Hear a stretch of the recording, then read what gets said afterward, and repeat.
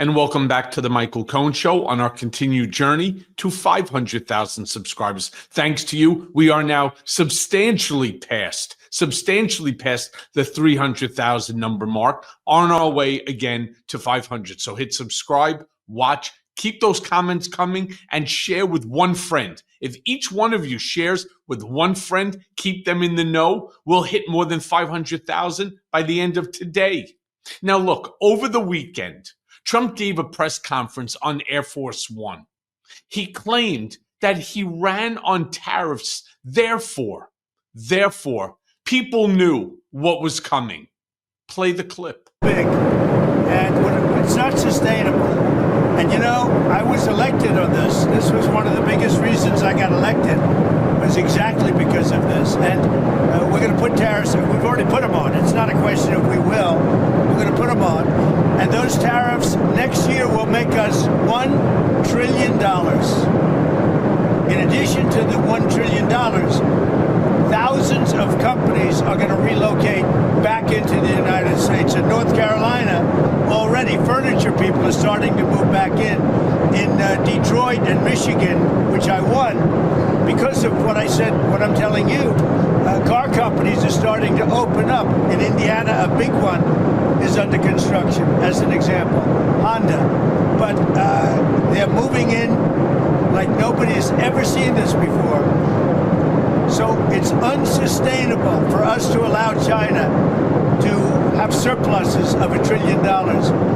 We will be taking in over $1 trillion over the next short period of time with the tariffs that I've already instituted. They're already in place. Now, what's going to happen with the market, I can't tell you, but I can tell you our country has gotten a lot stronger.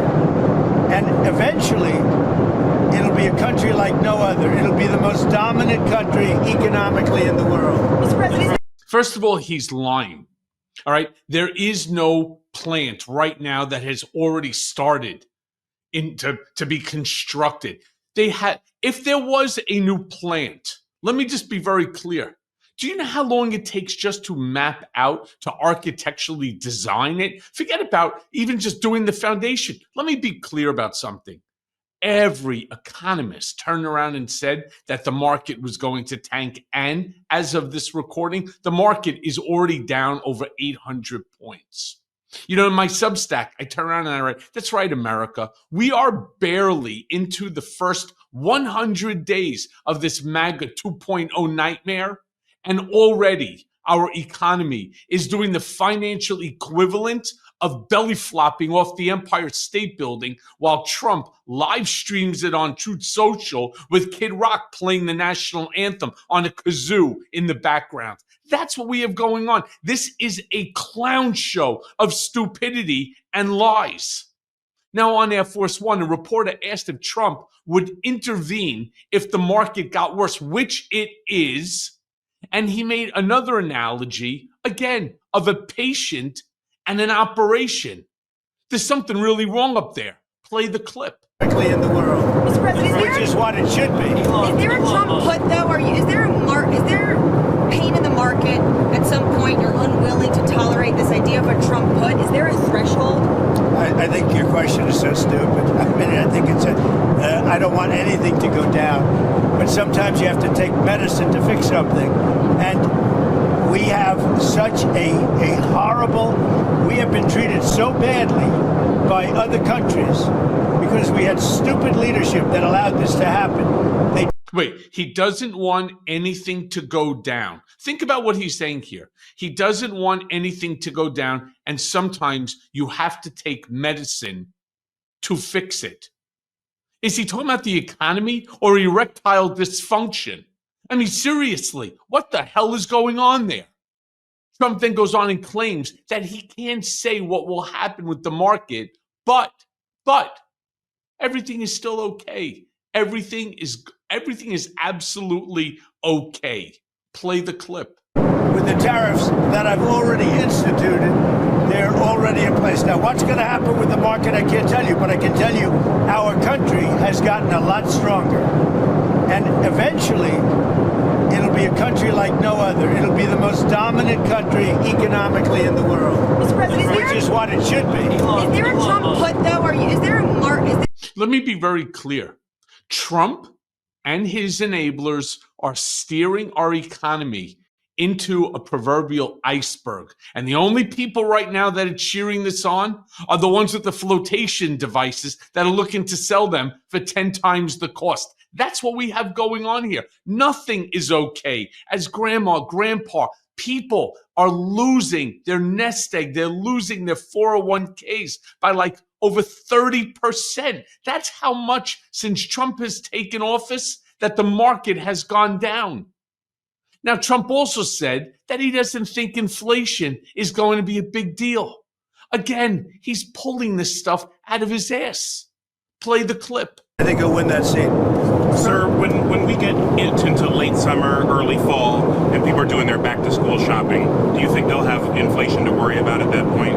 I think there's not going to be. I don't think inflation's going to be a big deal because if you look at me, I took in hundreds of billions of dollars. This is not new to me. I took in during my 4 years hundreds of billions of dollars from China. And we also took in a lot of money from other countries, but in particular China, because it was just getting started. And we had no inflation. Who had inflation was Biden. Biden had the worst inflation in the history of our country. I had no inflation. We had a perfect country. We had no war. Again, everything that he's saying, it's just a regurgitation of lies. Meanwhile, Trump then goes on and explains that he has talked to other countries about the tariffs. Play the clip. This weekend, can you tell us, sir, were there any deals made? I spoke to a lot of leaders, European, Asian, from all over the world. They're dying to make a deal. But I said, we're not going to have deficits with your country. We're not going to do that because to me a deficit is a loss. We're going to have surpluses or we're at worst going to be breaking even.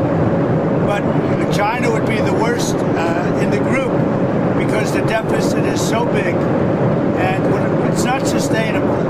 And again, what was he doing? He was speaking to these world leaders in between the 14th and the 15th hole, where he again allegedly won, or I should say co-won, the senior club championship. He then goes on and says that he spoke to tech leaders, but wouldn't get specific on what the conversation was even about. Play the clip. Sir, have you talked to any tech leaders over the weekend about the tariffs? yeah, I talked to the biggest in the world. I talked to the biggest of them all, many of them. But I've talked to, I would say 4 or 5 that are considered the biggest. They don't, and you know what they said? We don't blame you. Who did you talk to? I don't want to say. I'll put it out. I may give it to you. NVIDIA CEO? I have to find out if they mind. You know, I don't know if that was a confidential call or not, but we had 5 or 6. I've spoken. Yeah, if it was a confidential call. Of course he's not going to, because then he knows the reporter is going to reach out to them and say, hey, did you have this conversation with Trump? And then he'd be like, what? Meanwhile, Trump claims that no other president has taken on the burden of tariffs, that he and only he is willing to take on this tough task. Play the clip. And then we had a rigged election. No other president's taking it on. And so China is, you know, they say the market's spoken. The market, China is right now taking a big hit because everyone knows we're right.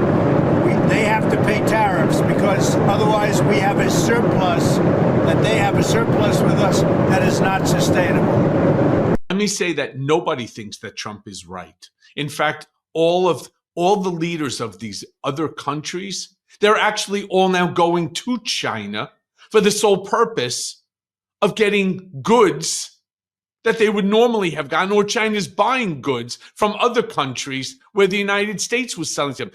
Everything he's saying is just upside down and backwards and wrong. Trump then goes on and reiterates that Biden brought nothing into the United States. Zero. He did absolutely nothing. Whereas Trump will bring trillions of dollars in. Play that clip. And as you know, because of the tariffs, we have $7 trillion already committed to be invested in the United States, building auto plants, building chip companies, and all sorts of companies are coming into our country at levels that we've never seen before. Biden had nothing coming in. This was a dead company with Biden. He didn't know what he was doing. And that's now been proven, at least. Trump this weekend. Yeah, I think the markets are saying otherwise. Meanwhile, if you are batshit confused at whatever the hell this stunt is on Air Force One, then I'm really totally unsure of the context of the next clip. I mean, I assume that he's talking about Biden, though maybe he should be referring to himself. Play the clip. Everything was good. And then when this numbskull got in, as they really call themselves now, numbskulls, but when he got in, bad things happened to our country, including our open border. Yeah, again, is he talking about Biden himself or who? Not sure. And lastly, Trump was asked, and this is crazy, Trump was asked if it was true that the president of El Salvador said that he would actually house American prisoners in his own country. No, serious. Play the clip. Moving back to El Salvador, the president there said he would be willing to take American citizens in the federal prison population. Is that one of the ideas you're going to be discussing? Well, I love that. If we could take some of our 20-time wise guys that push people into subways and that hit people over the back of the head and that purposely run people over in cars, if he would take them, I'd be honored to give them. I don't know what the law says on that, but I can't imagine the law would say anything different. If they can house these horrible criminals for a lot less money than it costs us, I'm all for it. But I'd only do according to the law. But I have suggested that, why should it stop just at people that cross the border illegally?